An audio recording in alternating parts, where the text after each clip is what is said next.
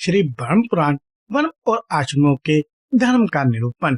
मुनियों ने कहा, ब्राह्मण, अब हम वन धर्म और आश्रम धर्म का विशेष रूप से वर्णन सुनना चाहते हैं।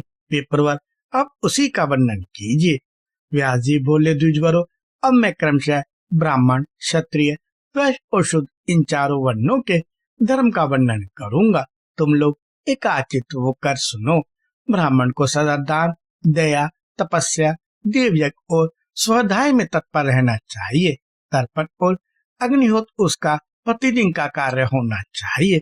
जीविका के लिए वे अन्य द्विजों का यज्ञ कराए तथा उन्हें पढ़ाए। यज्ञ करने के लिए वह जानबूझकर भी प्रतिग्रह ले सकता है। सब लोगों का हित साधन करना और किसी का भी अपने द्वारा अहित न होने देना, यह ब्राह्मण का कर्तव्य है।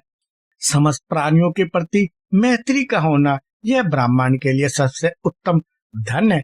केवल ऋतु काल में पत्नी के साथ समागम करना ब्राह्मण के लिए प्रशंसा की बात है। क्षत्रिय भी अपनी इच्छा अनुसार ब्राह्मण को दान दे, नाना प्रकार के यज्ञों द्वारा भगवान का यजन करे और स्वाध्याय में संलग्न रहे। शस्त्र चलाकर जीविका निर्वाह करके और पृथ्वी का पालन करना, ये दो शत्रुओं की मुख्य जीविकाएं है। उनमें भी पृथ्वी की रक्षा करने के लिए मुख्य आजीविका है। पृथ्वी का पालन करने से ही राजा कृतार्थ होते हैं, क्योंकि उसी से उनके यज्ञ आदि कार्यों की रक्षा होती है। जो राजा दुष्ट पुरुषों का दमन और साधु पुरुषों का पालन करके सब वर्णों को अपने अपने धर्म में स्थापित करता है, वह मनोवांछित लोगों को प्राप्त होता है। लोक पितामह ब्रह्मा जी ने वैश्यों के लिए पशुओं का पालन, व्यापार और खेती, ये तीन आजीविकाएं प्रदान की हैं। वेदों का अध्ययन, यज्ञ, दान, धर्म तथा नित्य और नैमित आदि कर्मों का अनुष्ठान वैश्य के लिए भी उत्तम है। शूद्र दुई जातियों की सेवा का कार्य करे और उसी से अर्थोपार्जन करके अपना जीवन निर्वाह करे, अथवा खरीद बिक्री या शिल्प कर्म के द्वारा धन पैदा करके उससे जीविका चलाए। शूद्र भी दान दे और मंत्रहीन पाक यज्ञों द्वारा यजन करे। वह श्राद्ध आदि सब कार्य बिना मंत्र के कर सकता है। भृत आदि का भरण पोषण करने के लिए सबके लिए संग्रह आवश्यक है। ऋतु काल के समय अपनी पत्नी के पास जाना, सब प्राणियों के प्रति दया भाव रखना, शीत उष्ण आदि द्वंद्वों को सहन करना, अभिमान न रखना, सत्य बोलना, पवित्रता पूर्वक रहना, किसी को कष्ट न पहुंचाना, सबका मंगल करना, प्रिय वचन बोलना, सबके प्रति मैत्री का भाव रखना, किसी वस्तु की कामना न करना, कृपणता न करना तथा किसी के भी दोष न देखना, ये सभी वर्णों के लिए सामान्य रूप से उत्तम गुण बताए गए हैं। चारों आश्रमों के लिए भी ये सामान्य गुण है। ब्राह्मणों, अब ब्राह्मण आदि वर्णों के उपधन बतलाए जाते हैं।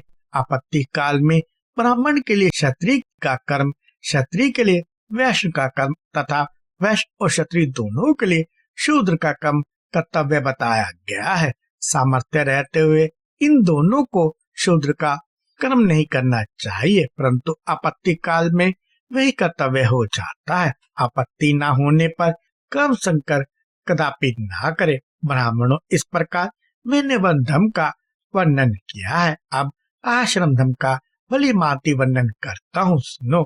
उपनयन संस्कार होने पर ब्रह्मचारी बालक एकाचित हो गुरु के घर पे रहते हुए वेदों का अध्ययन करे, शौच और सदाचार का पालन करते हुए गुरु की सेवा करे, पवित्र बुद्धि से व्रत के पालन पूर्वक वेदों की शिक्षा ग्रहण करे, दोनों संध्याओं के समय एकाचित हो सूर्य प्रस्थान, अग्निहोत्र और गुरु का अभिवादन करे। गुरुदेव खड़े हो तो स्वयं भी खड़ा रहे, वे जाते हो तो पीछे पीछे जाए और वे बैठे हो तो उनसे नीचे आसन पर बैठे।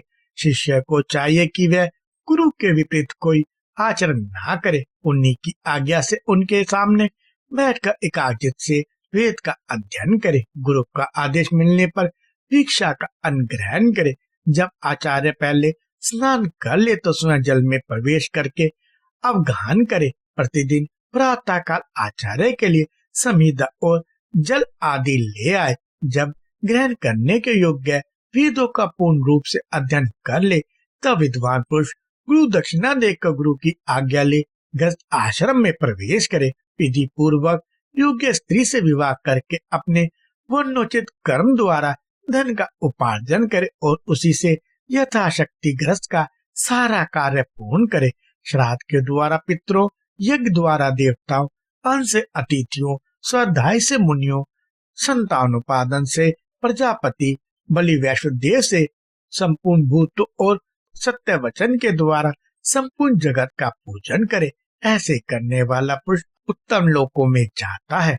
भिक्षा पर निर्वाह करने वाला सन्यासी वो ब्रह्मचारी भी गृहस्थों की अवलंब से रहते हैं, अतः गृहस्थ आश्रम श्रेष्ठ माना गया है। जो ब्राह्मण वेद अध्ययन, तीर्थ और पृथ्वी के दर्शन के लिए भूतल पर भ्रमण करते हैं, जिनका कोई घर नहीं है, जो प्रायः निराहार रहते और जहाँ संध्या हो गई वहीं डेरा डाल देते हैं, ऐसे लोगों का सारा और आधार गृहस्थी है। पूर्वक द्विज जब घर पर पधारे तो मधुर वाणी से सदा उनका स्वागत सत्कार करना चाहिए। उन्हें शैया, आसन और भोजन देना चाहिए। जिनके घर से अतिथि निराश होकर लौटता है, वह उसे अपना पाप दे बदले में उसका पुण्य लेकर चल देता है।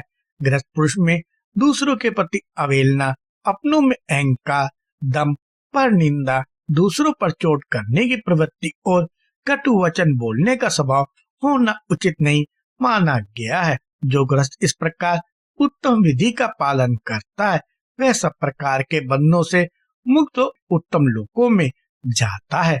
गृहस्थ पुरुष बुढ़ापा आने पर अपनी स्त्री का भार पुत्रों को सौंप दे और स्वयं तपस्या के लिए वन में चला जाए, अथवा स्त्री को भी साथ ही लेता जाए। वहाँ पत्तियां, मूल और फल आदि का आहार करते हुए पृथ्वी पर शयन करे। सिर के बाल, दाढ़ी और मूछें ना कटवाए। वानप्रस्थ मुनि के लिए सब लोग अतिथि हैं। वह मिच्चम, कास और कुश आदि की कोपीन एवं चादर धारण करे। उसके लिए तीनों समय स्नान करना उत्तम माना गया है। देव पूजन, होम, संपूर्ण अतिथियों का पूजन, भिक्षा और प्राणियों के बलि समर्पण, ये सब बातें वानप्रस्थ के लिए श्रेष्ठ मानी गई हैं। वह अपने शरीर में जंगली फल आदि के तेल लगा सकता है। उसका मुख्य कर्तव्य है तपस्या, शीत और उष्ण आदि द्वंद्वों का सहन। जो वानप्रस्थ मुनि नियम पूर्वक रह के पूर्वक रूप से अपने कर्तव्य का पालन करता है, वह अग्नि की भांति अपने सब दोषों को जला देता और सनातन लोकों को प्राप्त होता है। मुनियों, मनीषी पुरुष जो भिक्षु का चतुर्थ आश्रम बतलाते हैं, उसके स्वरूप का वर्णन सुनो। भिक्षु को चाहिए कि पुत्र, धन, स्त्री के प्रति स्नेह का त्याग करे और ईर्ष्या रहित होकर चतुर्थ आश्रम में जाए। उसी को संन्यास आश्रम भी कहते हैं। सन्यासी को समस्त त्रैवर्णिक कर्मों के आरंभ का त्याग करना चाहिए। वह मित्र और शत्रु के समान भाव रखे, सब प्राणियों का मित्र बना रहे। जरायुज और अंडज आदि किसी भी प्राणी के साथ मन, वाणी और क्रिया द्वारा कभी द्रोह ना करे। वह सब प्रकार की आसक्तियों को त्याग दे।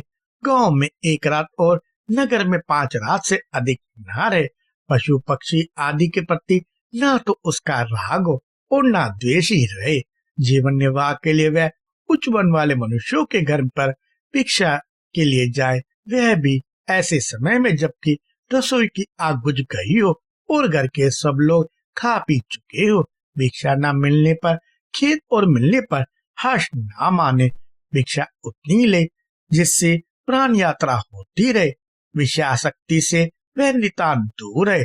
अधिक आदर सत्कार की प्राप्ति को घृणा की दृष्टि से देखे, क्योंकि अधिक आदर सत्कार मिलने पर सन्यासी अन्य बंधनों से मुक्त होने पर भी बंध जाता है। काम, क्रोध, दर्प, लोभ और मोह आदि जितने द्वेष है, उन सब का त्याग करके सन्यासी ममता रहित तो सर्वत विचरता रहे। जो संपूर्ण प्राणियों को अभय दान देकर पृथ्वी पर विचरता रहता है, उस दे अभिमान से मुक्त यति को कहीं भय नहीं होता।